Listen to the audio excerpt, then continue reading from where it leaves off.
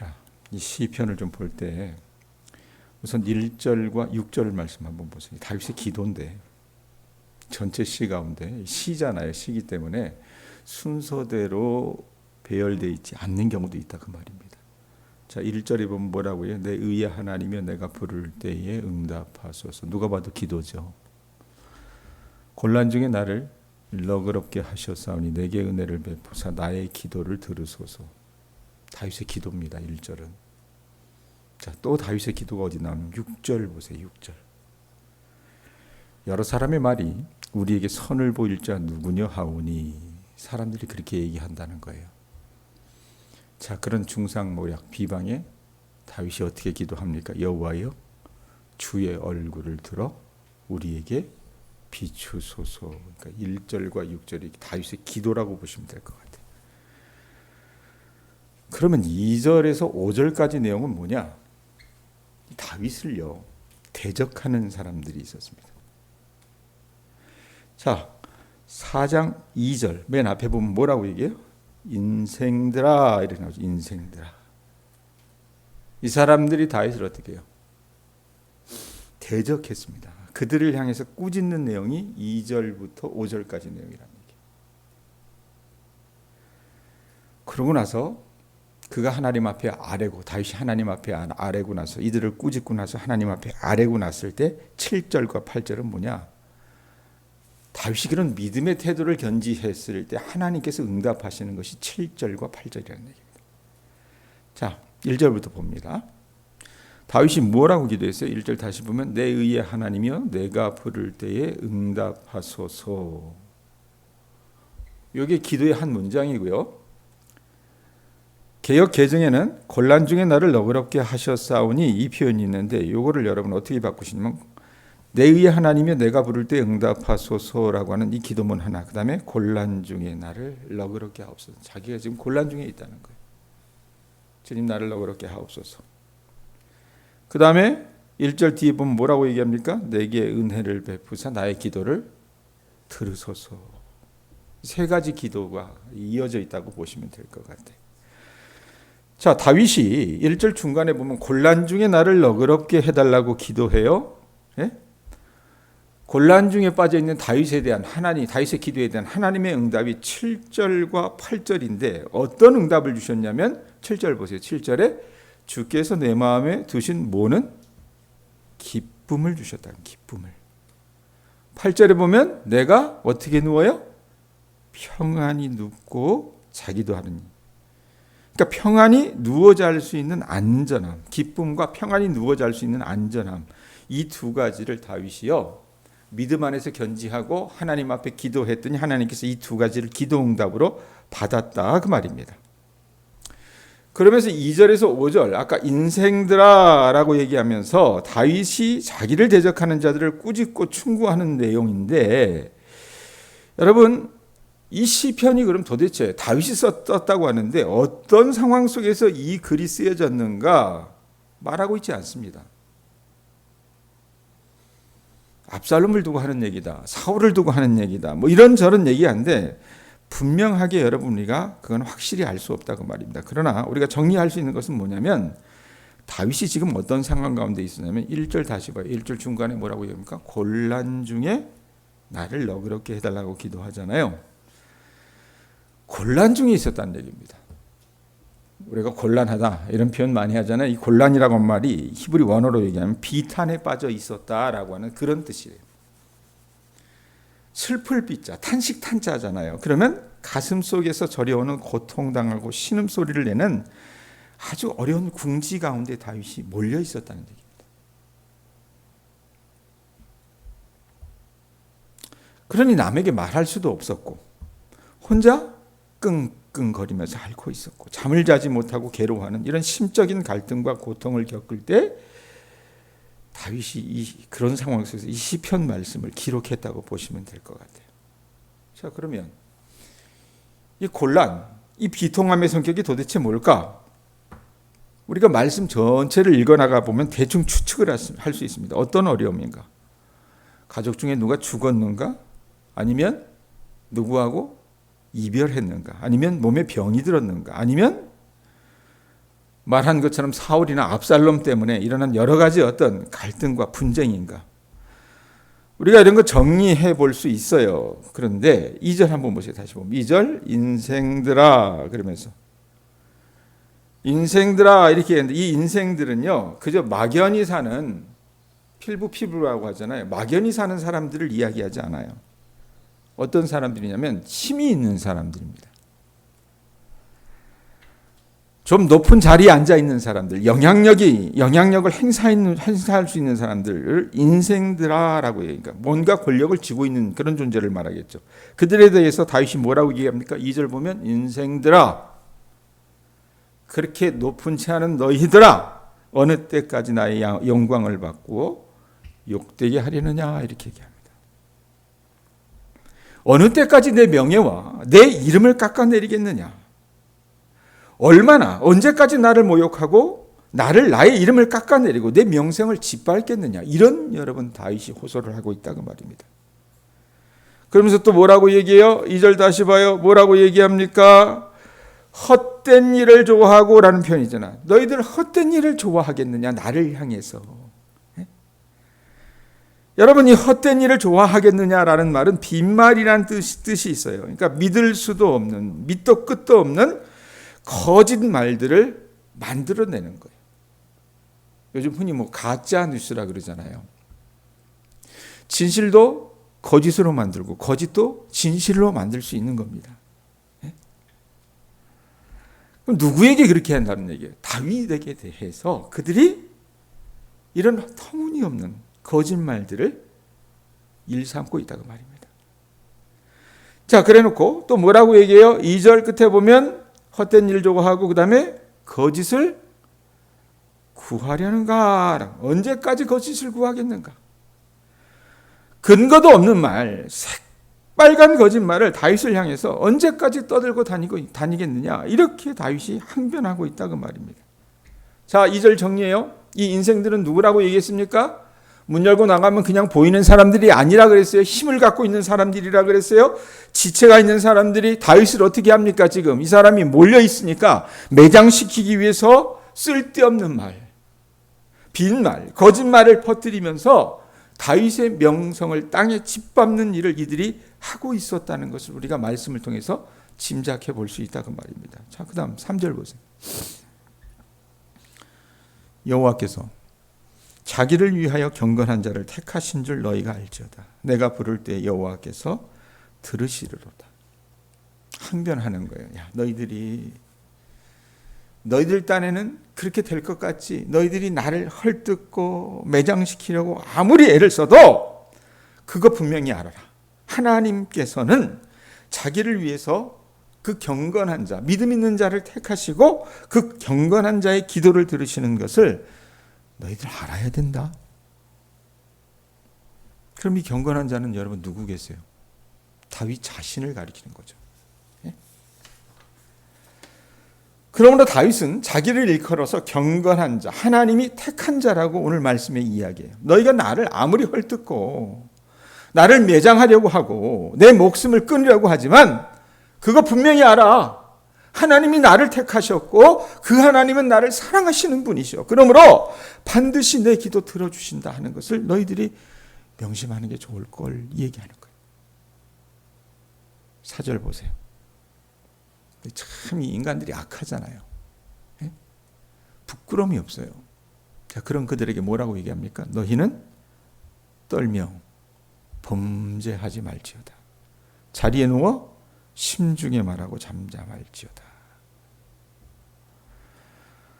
자, 떨며라고 하는 말이 여러분 어떻게 무서워서 벌벌 떤다는 말이 아니에요. 예? 너희가 화가 난다고 해서 함부로 죄짓지 말라는 말입니다. 다른 말로 뭐냐면 떤다는 얘기는 감정이 격해서 이렇게 부들부들 떠는 사람들이 있잖아요. 예?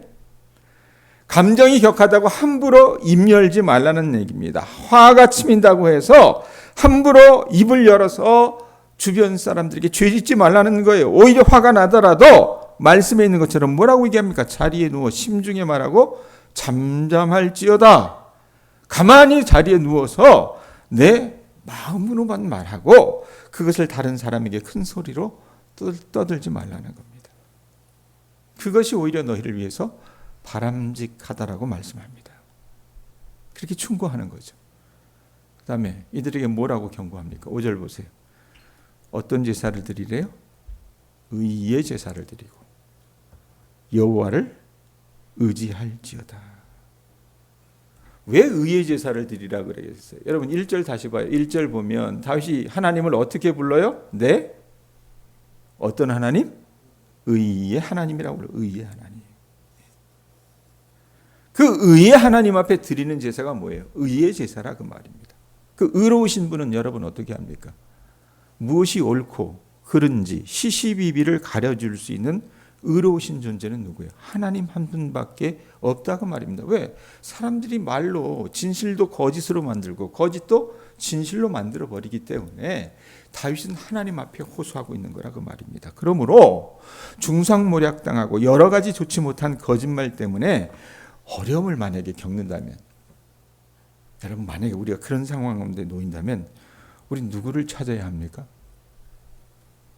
옳고 그른 것을 확실하게 분별하고 계시는 의의 하나님 앞에 나아가는 수밖에 없다고 말입니다. 그래서 다윗이 얘기해요. 내 의의 하나님이요. 그 하나님이 누굽니까? 내 의의 하나님이요. 부르짖는 거예요. 너희들 분명히 알아. 하나님은 다 알고 계셔. 누가 옳고 누가 그르면 누구의 말이 진실이고 누구의 말이 거짓이라는 것을 다 알고 계신단 말이야. 그러니까 너희들 그 의의 하나님이 심판하실 때가 올 텐데 뭐라고 얘기해요? 여호와를 의지할지어다. 이게 뭡니까? 회개하는 제사를 드리라는 얘기예요. 회개하는 제사를. 회개하라는 말이에요. 의의 제사를 드리라는 말은 너희들 함부로 거짓말하고 돌아다녔던 것, 너희들 양심이 있다면 하나님 앞에 회개해, 이 말하는 겁니다. 자, 그리고 6절이 아까 1절과 6절이 기도라 그랬잖아요. 6절 봐요. 6절. 여러 사람의 말이 우리에게 선을 보일 자 누구냐 하오니 여호와여 주의 얼굴을 들어 우리에게 비추소서. 자, 이 사람들이 다윗의 얘기를 듣습니까? 이제 그 다윗이 항변하는 얘기를 들어요? 안 들어요. 와, 저거 한번 이번에 제대로 임자 만났다. 완전히 구워 삶아 먹어버리자. 이래가지고 별의별 소리를 다 지어내는 거예요. 그러면서 그들이 뭐라고 얘기합니까? 6절 다시 앞에 봐요. 여러 사람의 말이 우리에게 선을 보일 자 누구뇨? 예? 이 사람들이 뭐라고 합니까? 야, 어디 네가 옳은 증거를 한번 드러내봐라. 예? 어디 네가 하나님 의지하면 하나님이 정말 너를 도우시는지, 하나님이 정말 너와 함께 하셔 너에게 형통함을 주시는지 한번 내봐라. 이렇게 얘기를 하는 거예요. 자, 이 시를 이렇게 보니까 다윗이 여러분 얼마나 곤란 중에 있는지 우리가 어느 정도 짐작할 수 있죠. 그런데 이 곤란이 여러분 무엇 때문에 오는 곤란입니까? 다리가 부러졌어요? 집이 망했습니까? 무엇 때문에 오는 곤란이? 다 사람의 말하는 것에서 오는 곤란이라고 말입니다. 말 때문에. 억울한 말을 듣고 고통하는 곤란이라 그 말이에요. 예?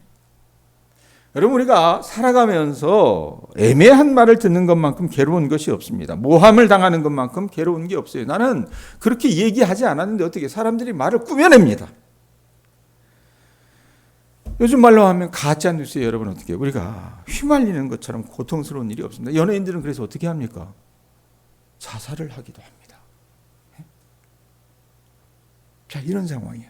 자, 1절부터 6절까지 정리해요. 자, 다윗이 지금 어떤 곤란 중에 놓였다 그랬어요? 중상모략을 당한다 그랬어요. 뭘로? 이 말로. 예? 그랬을 때 다윗이 여러분 어떤 태도를 견지하는가? 말하는 사람과 더불어서 너 이리로 나와. 지금 뭐라 그랬어? 내가 언제 그런 말 했어? 이러면서 맞붙어서 시시비비를 가리고 있어요. 다윗은 어떻게 합니까? 의의 하나님께 먼저 호소하고 있다고 말입니다. 쉽지 않아요. 쉽지 않습니다. 저에게도 최근에 이런 일들이 있는데 우리 교회 이름 말고요. 제가 예전에 경기도에 살았던 그 일 때문에. 그럼 이럴 때 어떻게 우리가 하나님 앞에 호소하기가 정말 쉽지 않습니다. 그러나 이 주신 말씀의 지침을 우리가 잘 알았으면 좋겠어요. 곤란 중에 나를 너그럽게 하옵소서라고 기도하잖아요. 의의 하나님 앞에 가서 모든 것을 가려주시기를 기다리고 하나님을 향해 간구합니다. 곤란 중에 나를 너그럽게 하옵소서. 이 말의 원뜻은 하나님 나에게 좀 여유를 주십시오. 빈 공간을 주십시오. 이런 말이에요. 예? 사람들에게 들어서는 안 될 말을 여러분 우리가 잔뜩 듣게 되면 어떻게 합니까? 온통 내 생각이 그 잡된 말로 가득 차버려요. 마음의 여유가 없어진다고 말이에요. 그래서 이제는 조금만 다른 말을 들어도 어떻습니까? 예민해지고 예? 반응이 과민해져서 화가 나기도 하고 원망하기도 하고 잘못하면 스스로 자멸하는 위기에 빠지게 된다 그 말입니다. 그러니 다윗은요 이 사람의 심리라는 것을 잘 알았어요. 하나님 내 의의 하나님이여 나에게 마음의 여유를 좀 허락해 주세요. 예? 이 말은 나를 비방하는 사람들의 그 비방은 멈추지 않을 것입니다. 그런데 그 비방하는 사람들의 말을 들을 때 하나님 주님께서 내 마음을 붙잡아 주셔서 정말로 그 충격을 흡수할 수 있는 그 여유를 달라는 얘기입니다. 아무리 그들이 자기를 비방해도 그 사람들의 그 비방에서 의연할 수 있는 그 여유를 달라는 거예요. 오히려 어떻게는 그 사람들을 위해서 기도해 줄 수 있는 저 악한 인간들을 깨닫게 하여 주시옵소서. 예? 그런 여유, 그런 아량을 이야기한다고 말입니다. 이 다윗의 도전을 저나 여러분이나 좀 생각해 보실 수 있기를 바랍니다. 자, 이렇게 다윗이 태도를 바로 해요. 그랬더니 하나님이 어떻게 합니까? 그래, 네가 나에게 구하는 것 그것 이상으로 내게 허락해 주마라고 얘기하는 게 7절과 8절이에요. 7절과 8절이라고 말입니다. 자, 7절 봐요. 7절에 뭐라고 얘기합니까? 먼저 주께서 내 마음에 두신 모는 기쁨은 그들의 곡식과 새 포도주가 풍성할 때보다 더하니이다. 자, 내 마음에 누가 자기 마음에 기쁨을 뒀대요? 주께서 내 마음에 두신 기쁨, 하나님이 주신 기쁨이라고 말입니다. 그 기쁨은 여러분 어때요? 자기 마음속 깊은 곳에 주셨대요. 이 기쁨은 하나님께서 주신 기쁨은 세상 기쁨과 다릅니다. 여러분 세상의 기쁨은 언제 얻어요? 다시 봐요. 7절 보면 뭐라고 얘기합니까? 주께서 내 마음에 두신 기쁨은 뭐에 비교해요? 그들의 곡식과 새 포도주가 풍성할 때보다 더하니이다. 이 표현을 하죠. 여러분 세상 사람들은 언제 그들의 기쁨을 표현해요?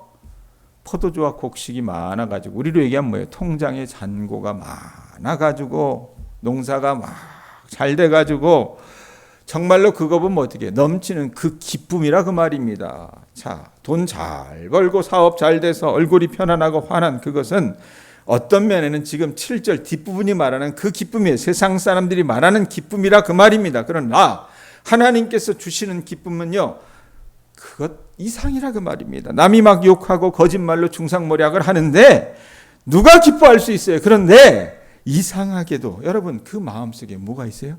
하나님께서 두신 기쁨이 있어서 그 기쁨을 맛본 다윗이 고백을 하고 있는 거라고 말입니다. 우리가 이것을 좀 체험했으면 좋겠어요. 우리 교우들이 아니더라도 여러분 주변에 들어야 할, 듣지 말아야 될 말들을 혹 들으면서 살아가시는 분들이 계십니까? 그게 내가 아니라도 내가 아는 누구라면 그 사람을 위해서 오늘 기도하고 가실 수 있었으면 좋겠습니다. 하나님, 나뿐만 아니라 내 주변에 그 선량한 사람들, 그들에게도 이 기쁨을 허락해 주세요. 그러면 이 인간이라는 건 악한 존재잖아요. 이 악한 인간들이 아무리 못 살게 굴어도 내 얼굴이 환해지고 내 기쁨이 충만해지면 나를 해집겨오는 그들이 나중엔 부끄러움을 당할 줄로 믿습니다. 아셨죠? 자, 기쁨 주신다 그랬어요. 8절 보세요. 그 다음에 뭐라고 얘기합니까?